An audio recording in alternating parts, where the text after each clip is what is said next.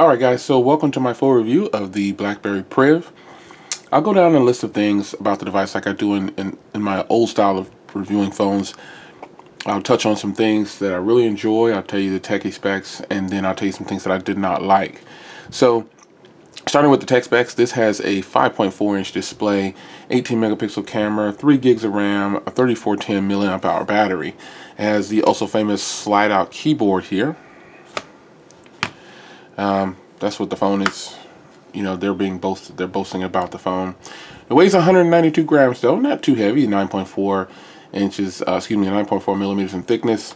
32 gigs of storage on board. Of that, you get about 25 available. That seems to be the norm. Display is 1440 by 2560, so that gives you 540 pixels per inch. For the people that really need to know that. It is an AMOLED display, so the blacks are going to be black. You know, the colors should pop. It should be really good. It has the Adreno 418 in it, but it also has the 808 Snapdragon. So there are some things about that you know I'm kind of indifferent about because it doesn't perform the same on this phone as other phones. The rear camera does shoot in one of my favorite things, which is 1080p at 60 frames per second. It also shoots in 4K at 30 frames per second. The front, though, is 720p with a 2 megapixel camera. It does have dual band Wi-Fi, USB on the go. So it's got all the bells and whistles that you would possibly need. Now, this is the T-Mobile version of the device, not the unlocked version, not the AT&T version, but still, it's the same phone. It's just got T-Mobile's little touch on it. But let's start with the things that obviously is most notable. The screen is gorgeous. Yes, we love the screen. Okay, I like that. But let's start with this keyboard. This keyboard, I don't know. I'm not pleased with the keyboard. It's a little small and a little cramped. No matter what size hands you have to have baby hands to say that this was a comfortable keyboard. And I've typed on several keyboards. This keyboard, though, is just not really good, and I found myself not even using it. I just kind of kept it closed, and I just played with the slider. That's kind of what it became. And that's about where it stopped. I tried the keyboard. I really tried to use it every day. It's just not something I could just use all the time. It would need to be a little bit bigger, at least as big as the Classic. I think if it didn't have this curved body, they could have given it a little bit more. But I found myself just using the on-screen keyboard, and even that keyboard did not feel the same as the keyboards that come on BlackBerry 10 devices. Something about it, it just wasn't right. Now also, when texting, since I didn't want to open the keyboard up, open up the screen and use the keyboard, the screen wobbled on that side. But if I tap over there when I'm texting on this, my thumb sitting on this side of the screen, no sound. But over here, you can hear it, and that's could be just my unit. But I think other people have confirmed that it happens to them too.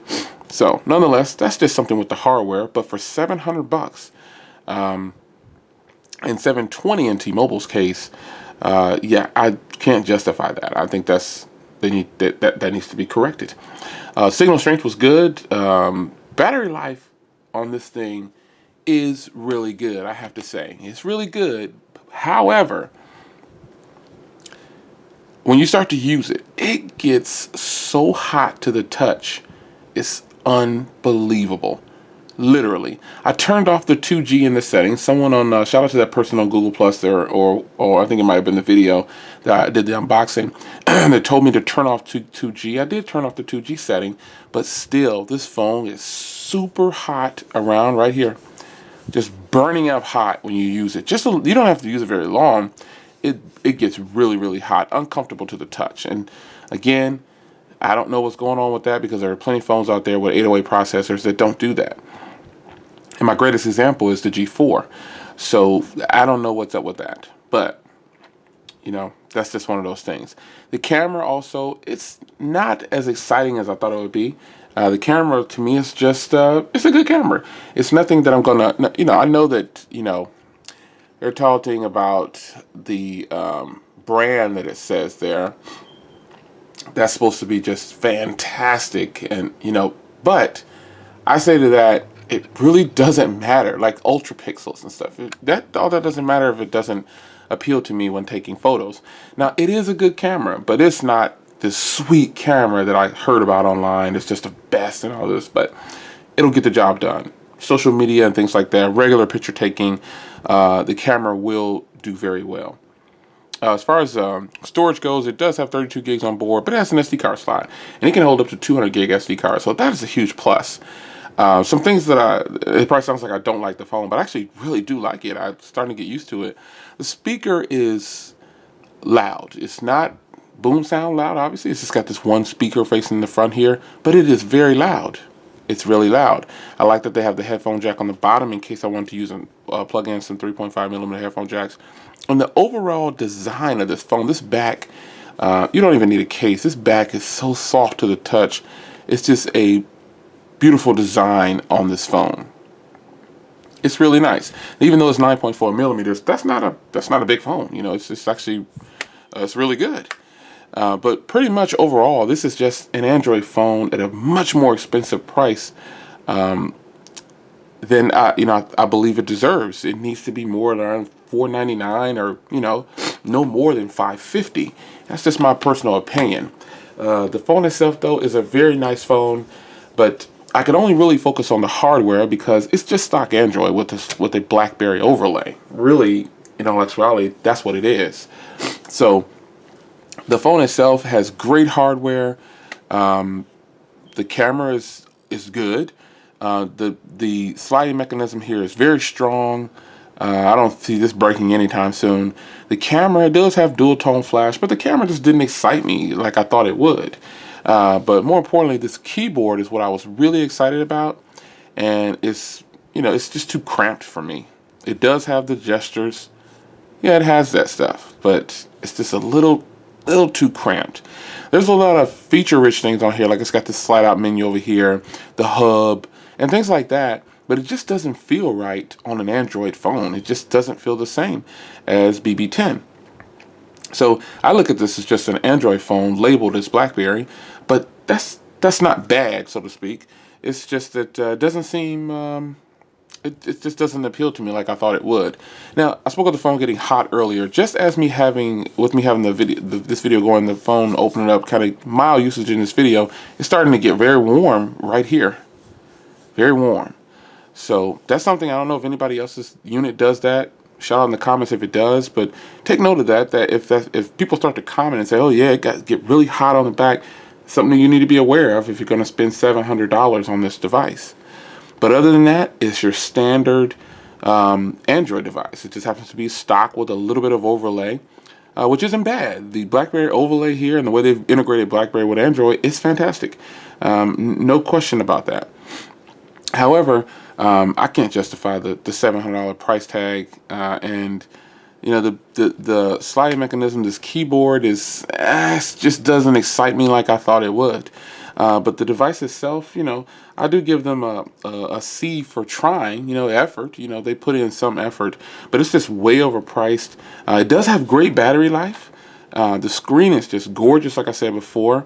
It is a feature-rich Android phone, pretty much. It's got a lot of little things. The hub is just beautiful, and I'm not opening the hub because there's personal information in there, but the hub is gorgeous. SD card slot, it's right there.